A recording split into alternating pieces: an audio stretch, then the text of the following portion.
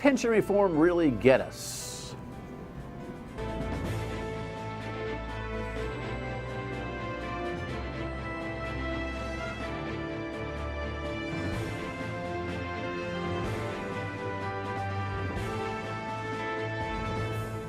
The Dan York State of Mind program is brought to you in part by Lookout Rhode Island and Takeo Comfort Solutions.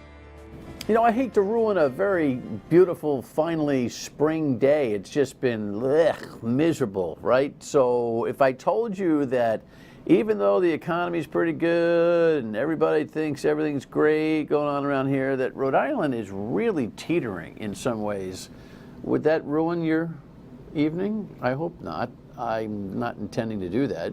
I don't think Ken Block is either, but our Watchdog RI and former two-time gubernatorial candidate star here is about to inform us, at least on his perspective, on the numbers. Sometimes numbers don't lie, right? So numbers and perspective are kind of a funny thing, the juxtaposition. But Ken will join us momentarily to talk about where we are with pensions, and we're going to start with where we are with some cities here in Rhode Island, including Warwick, where he's been paying close attention.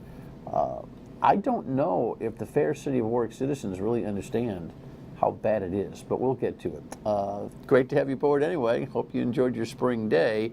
Here's the start of some news that's not so good for those who put the budgets together. Sports betting in Rhode Island, according to a consultant, is way behind where it needs to be. Now, I don't know why, other than the money got sucked out when the Patriots won the Super Bowl, and the recovery has been mild at best. So we're going to, in this fiscal year, which ends at the end of June, in about 7 weeks, fall somewhere in the neighborhood, according to the consultant, about $3-4 million worth of net proceeds, when the governor actually budgeted 25, then reduced the number to 11 to try to get conservative about it, and still has missed it by 300%. This only puts more pressure on the mobile gaming question and only makes more prevalent the constitutional litigation that is now being pursued by Joe Larissa, Brandon Bell, Mr. Harrop, who's funding it from the Republican Party. It's not a Republican Party lawsuit, by the way. They just happen to be Republicans.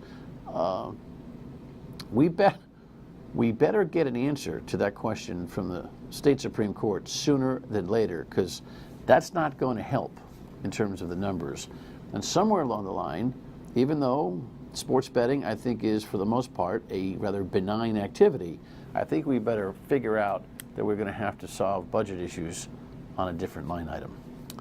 Anyway, next item. Well, what is going on here? Burrillville, should I talk like this now? This is what we're going to do here in Rhode Island. Burrillville's now a gun sanctuary town, and now Hopkinton is going to start with that, and then Foster's going to join them, and they're going to get your guns. And it's like, you all right over there?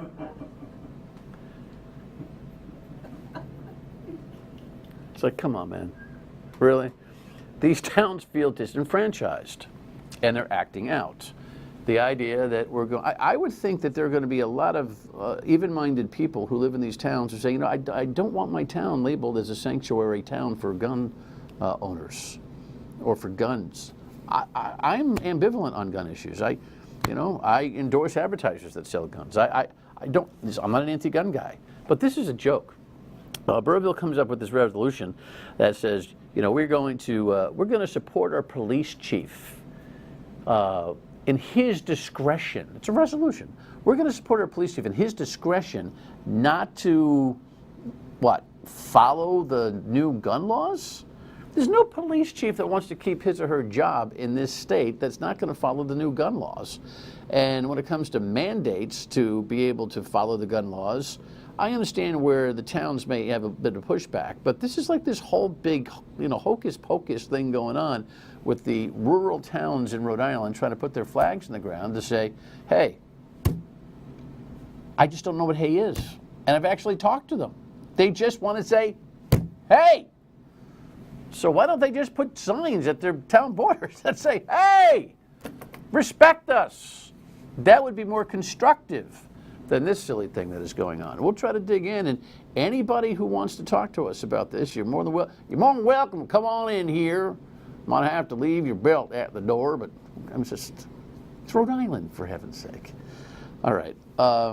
It just goes to show you how hard the mayor of Pawtucket was working last year to keep the Paw Sox. Target 12 headline, and Tim White's piece is too much. Pawtucket Mayor Don Grebian tells me this was a handshake deal he made with the team to look the other way on those bills for police details while he was doing everything he could to keep the team in his city. But now that the Paw Sox are leaving, there are no plans to make taxpayers whole. The Paw Sox played 70 games here at McCoy Stadium in Pawtucket last year. 4 to 5 officers are sent to work a detail for every weeknight game, more on weekends. Records obtained by Target 12 show in the 2016 season there were 360 police officers assigned to a detail. In 2017, 388. 2018 was a busy year. 440 police details were assigned to McCoy Stadium. For both the 2016 and 17 seasons, the team reimbursed the city of Pawtucket a total of $162,000. But that busy 2018 season, nothing. $113,465 in details on the house. At the end of the day, because of what happened, taxpayers have to eat that, right? Yep, absolutely. I get people are going to be frustrated, but at the time we were doing it because it was all about the investment. Pawtucket Mayor Don Grebian acknowledges the cost of those details, usually paid by the team, are coming out of the police department's finances, but he argues he made the decision while negotiating with the team to stay. Before they walk out the door, they should reimburse the city because those dollars add up. State Republican Party Chairwoman Susie Yankee says this is another example of a special interest group benefiting at taxpayer expense. The taxpayers should come first, and in this instance, they're not. Grebian says the city traditionally eats between 40 and 50 police details a year anyway for special events at McCoy, nights like this. 4th of July fireworks at McCoy when additional officers are needed, but it's unusual for an entire year of police details to be comped. I'm taking full responsibility as the mayor who is trying to salvage keeping them here and getting that economic development. No one from the Paw Sox would go on camera for this report, and a spokesperson wouldn't answer my question on whether the team would reimburse taxpayers now that they're leaving. In a statement, they said, in part, "We have a good, constructive relationship with the city of Pawtucket. In fact, we are sharing profits, if there are any, with the city this year." There won't be.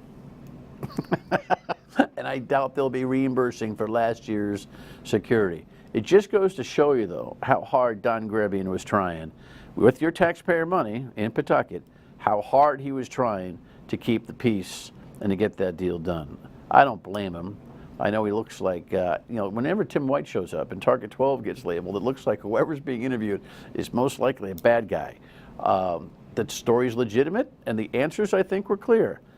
I did everything I could. Uncle. Hasbro's next. Here's the headline one for our conversation tonight. Warwick Beacon, Media recommends pension funds.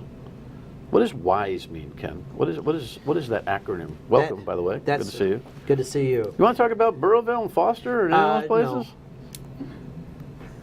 No. The WISE pension fund is a school department pension, not for teachers, but for teachers' assistants and sort of the other employees of the school department. It was one of the few almost fully funded pensions municipally run in the state. And Warwick is in the process of playing pirate.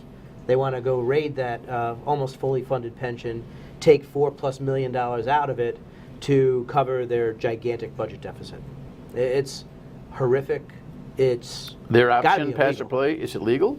I gotta hope it's not. I think we're going to find out. I believe. Who's going to do the diligence or petition or object in order to be able to find out if it's not? The folks who participate in that plan.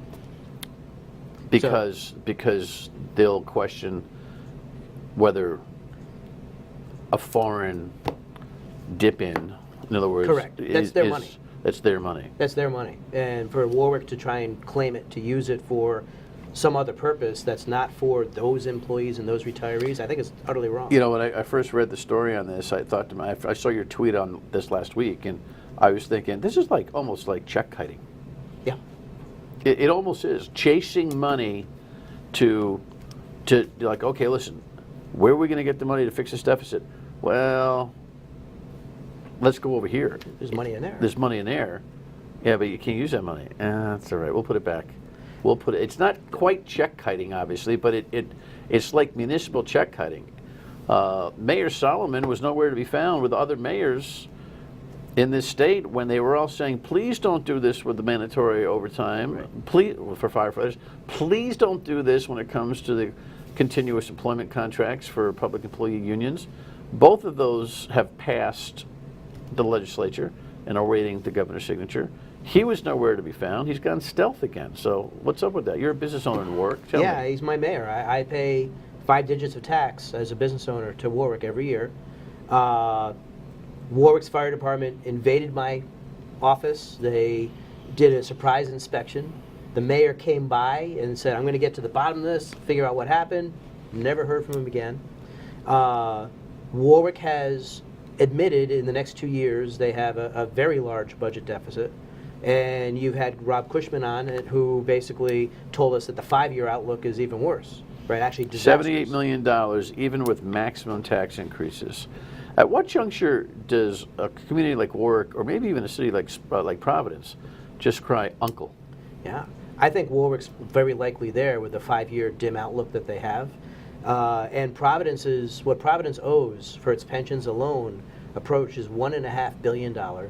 And they got another billion plus sitting there in medical retirees. There's no way to pay it. But there's no political courage. Well, there's nobody inside the elected community who wants to say these are really big problems. They're the biggest problem. I mean, they say I shouldn't say that. They say they're big problems. Steve Marola has been there, now the Warwick City Council president, but nobody wants to be able to say the resuscitator might have to get pulled on this particular way of doing business. We see that all the time in Rhode Island politics. We see a lack of political courage. We look for a hero, and who's the hero? In Warwick, I can assure you, there's no heroes. You know, they're all avoiding the reckoning that's coming, and I understand that maybe they weren't directly responsible for where we are right now, but in Warwick, they have a fiscal crisis on their hands, and yet they're trying to operate like everything's okay. Okay, why don't we do this? So we'll come back. We'll talk about these bills the governor still has to sign, and also we're going to talk about this pension situation. Are we any better off even after reform? Stay with us. This time I'm leaning towards signing that one, but again, haven't decided, have to review it, have to see what comes out of the Senate, have to talk to the mayors, but it is a different bill than last time.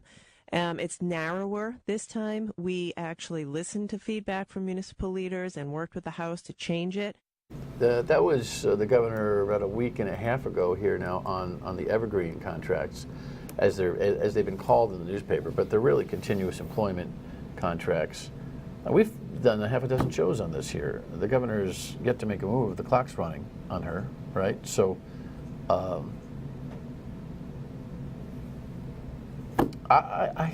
she has to veto the bill.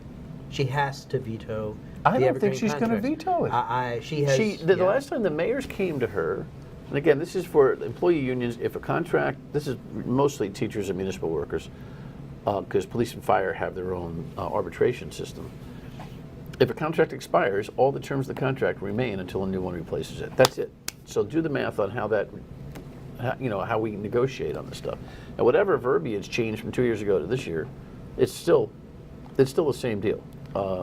So here's what's going to happen. And we're going to put on, look at my crystal ball. Yep. Communities like Warwick, like Providence, like West Warwick, like Pawtucket, like East Providence, that are all under, and Woonsocket, substantial fiscal pressure, Johnston, their pension liabilities and their ability to meet the ongoing payments they're going to have to make to those pensions, which are legally binding, is going to reach the breaking point very soon. The crisis that Ernie Almonte talked about a decade ago, and that we've talked about for a long time, it's here, and communities are going to need relief, and they're going to have nowhere to look.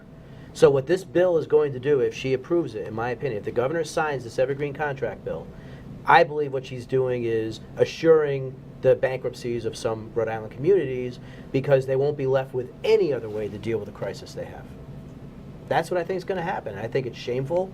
I think that labor has enough advantages already, and I think this is a really short-sighted ask that they're making of our government, and the fact that our legislature and the governor are both willing in this off-election year to grant this to labor, where we already have one of the highest local tax structures in the country. And they're going to give additional benefits and additional leverage to labor that doesn't exist in most other places is mind-boggling to me. I think it's reckless, and I think we're going to pay through the nose for it. Well, there's a layoff provision that remains intact, meaning that municipalities can option for the layoff, which is, it's almost like, you know, them threatening, here's your gun, shoot me with it. You know, that's not where the mayors want to be. That's not the kind of atmosphere that you want to live in these communities by threatening jobs. Now, some towns need to do some downsizing when it comes to teachers and the like. Some populations are, Warwick is one of them. South Kingstown is another. I know my own hometown of Cumberland has a lot of empty seats. Birth cycles and everything else have affected the amount of students. That may be the very thing. Unfortunately, school committees stand in the way of mayoral decisions because we don't have any synergy between mayors and school committees. So it's going to be really interesting to see how that whole thing points out. Do you agree with me that we need a reform that ties, like the Commonwealth does, town councils and school committees together? Absolutely. We have these elected school boards for the most part, except for Providence, interestingly. They operate almost completely autonomously from the rest of the municipality in terms of governance, in terms of budgeting and everything. I think it's a very bizarre structure. I think it's one where when you have elected office and most voters don't pay attention to statewide races, let alone hyper-micro ones like your school committee, it's easy to take over a school committee, take over a fire district. We've seen it happen in the past. You know, you get an interest group that decides they want to own the board. They can do that, and then they can wreak havoc. We need smarter governance. I think we need to, I think we're small enough where we need to be much more top-down than we are right now. I think that the State Department of Education really needs to lay down the law. We have to have accountability. We have to have teacher assessments. We have to provide anything that's missing from resources to get better results. As the governor gives away free college, largely to a lot of kids coming out of high school who aren't ready to go to college, we're not addressing the real problem. The real problem, if we're going to take $30 million a year, instead of putting it to free college, we ought to put it to K through 3 and fix the educations of our kids at the earliest ages, so by the time those kids are coming out of high school, they're ready for college. We're so upside down when it comes to education in this state, and I think it's largely because of the lack of political courage of the General Assembly to step in and do some of the things that they have to do. To me, it's actually a bigger crisis than the fiscal crisis. Well, you know, pre-K is the answer the governor would bring, you know, for early performance by students. But I'll tell you, as a parent, you learn first, second, and third grade.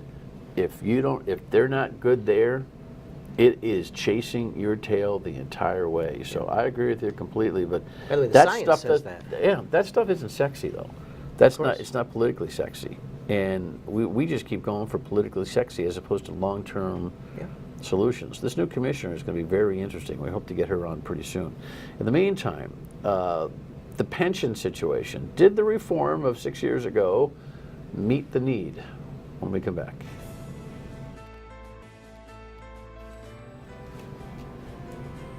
Okay, so what is that about?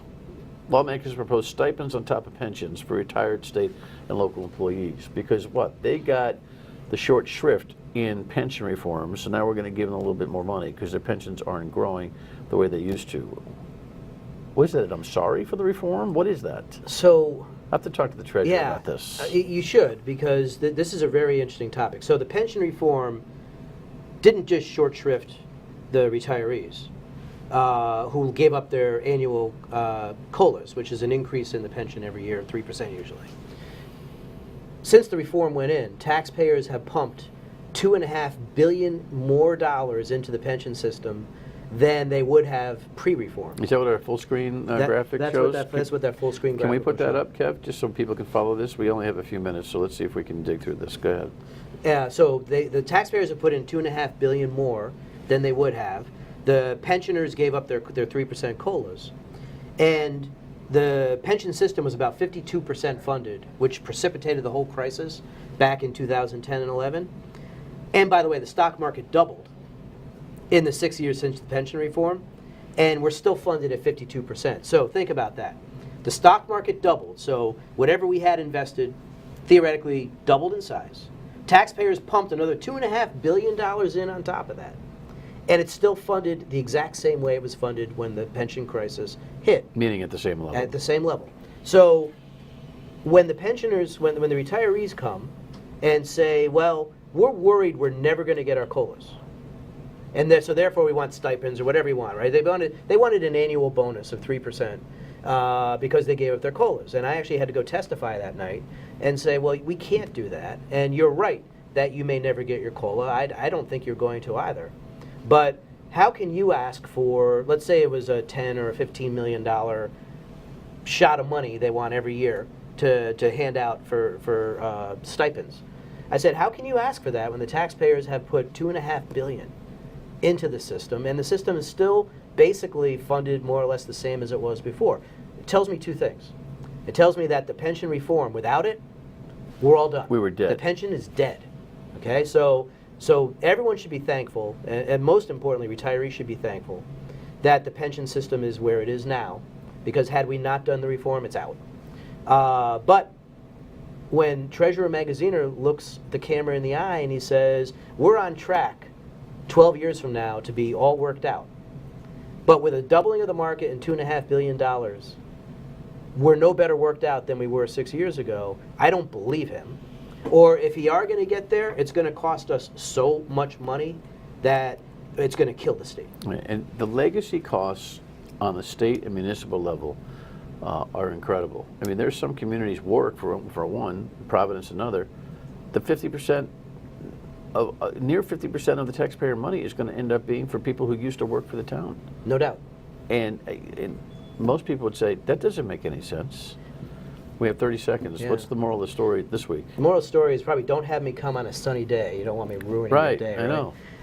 Sorry about that, depressing everybody, show. But, But at least the people in Burrowville and Foster and Hopkinton they're happy because they're fighting for their guns. I don't know. You know what that is? It's a sign of distress. It's a sign of distress. there's a lot of stress in this. People are very distressed. Yeah. All right. Go home now. Thank you, Dan. Final word and we come back. So it was a beautiful day, and this past conversation that we had, it's the political reality, the financial realities that exist right now in the state, juxtaposed against an economy that's doing pretty well, which is why the things don't match up. But it's why you get these kinds of things like in these rural towns where they know something's wrong. It's just weird. It's going to be weird for a while until hits the fan. We'll see you tomorrow on the radio at 3. Bye.